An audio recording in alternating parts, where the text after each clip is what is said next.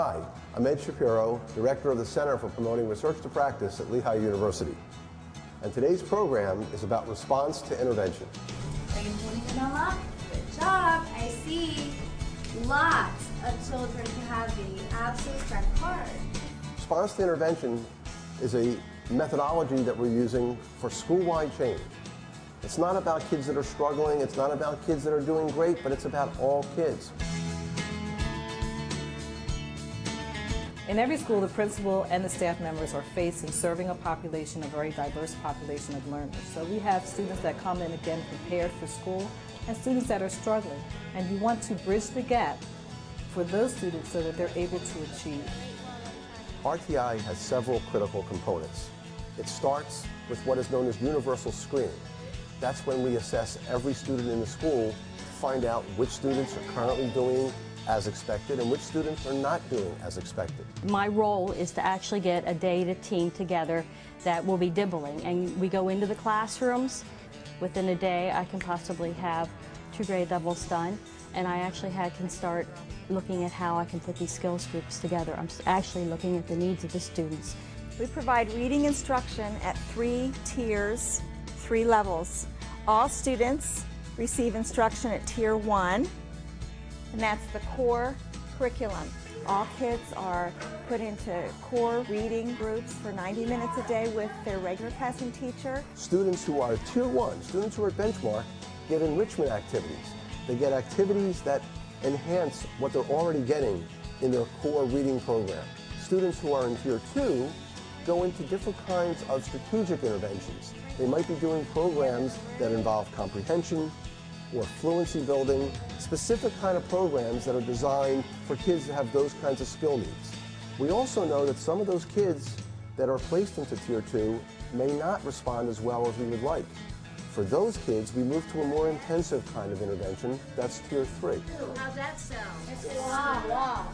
Smaller groups, more intensive work, because these are kids that are clearly at risk for failing academically. And we know that if we put these in place correctly, we're likely to get good outcomes. Hence, response to intervention. We're looking for kids to respond to these interventions. And then based on the data, kids are put into 30-minute intervention skill groups, and this is an example of that.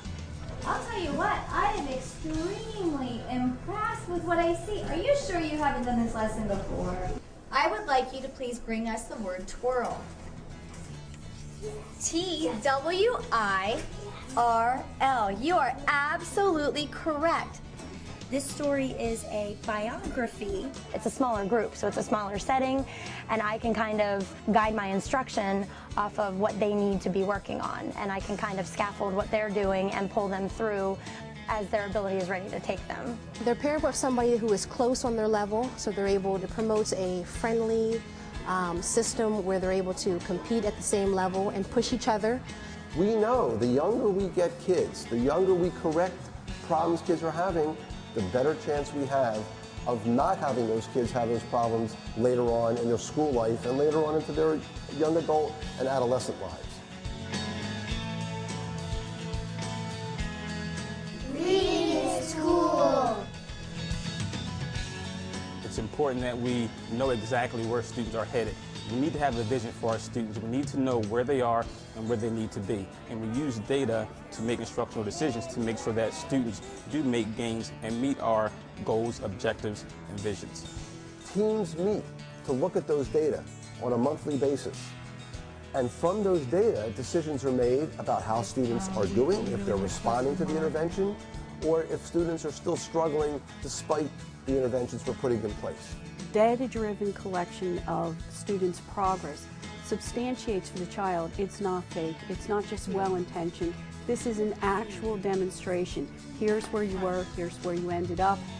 Because teachers are working with students and analyzing their specific skill needs, they're able to design instruction for each student. And definitely from the data, I feel that this is being very successful. And they really want to be their best. And when they see the graph going up, they really are excited and they want to do even better the next time. Good job. I think I have one more to go. Yeah, that was very good. Excellent job.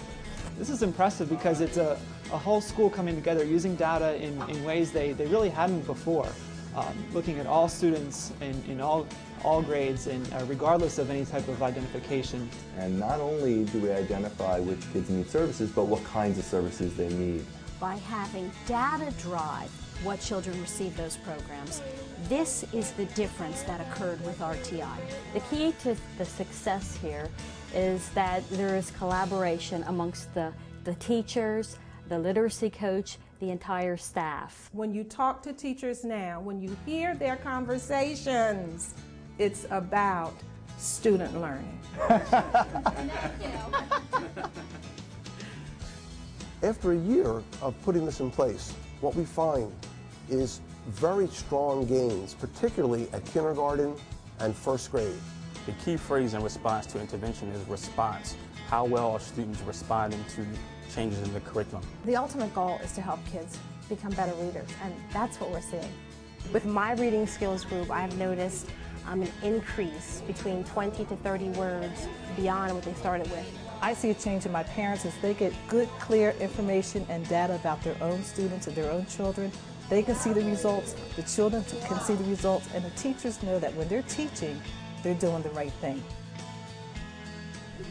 Hi. Hello. Hi. Hi. We love to read! One school might choose to do 30 minutes a day of tiered intervention 5 days a week. Another school might choose to do that 3 days a week. The basic model is the same, but the flexibility that's there for each school to put together the model that fits their context is also part of RTI. In order to make changes in the curriculum, you need to work together as a team to ensure that students are making expected gains. I know school officials and teachers are busy, but once again, achievement is the name of the game, and high achievement is the priority. And the RTI model does exactly that, and this really melded with what I personally believe is the best way to instruct children and what schools need today. When I came here and started doing this intervention, it was a feeling I had that I was really making a difference, and that is what was important to me. RTI is about helping every child learn to read, learn to do math. This is about solving a big problem. It's solving the problem of literacy. What we're trying to do here is look at education in a different way. In the past, special education operated in one arena and regular education operated in another.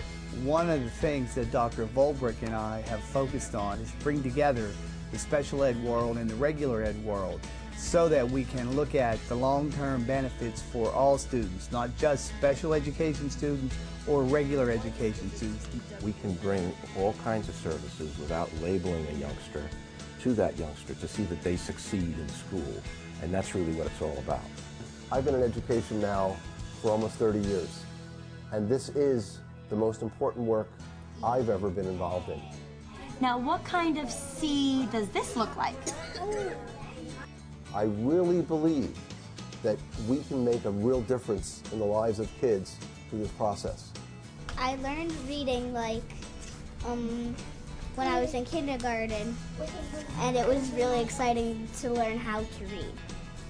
I love to read. Dozens of schools throughout our state have visited our pilot sites here in Pennsylvania. We would encourage you to do the same. Go ahead and begin. We hope that we can provide an opportunity to see, hear, and really understand what RTI could possibly do for your school.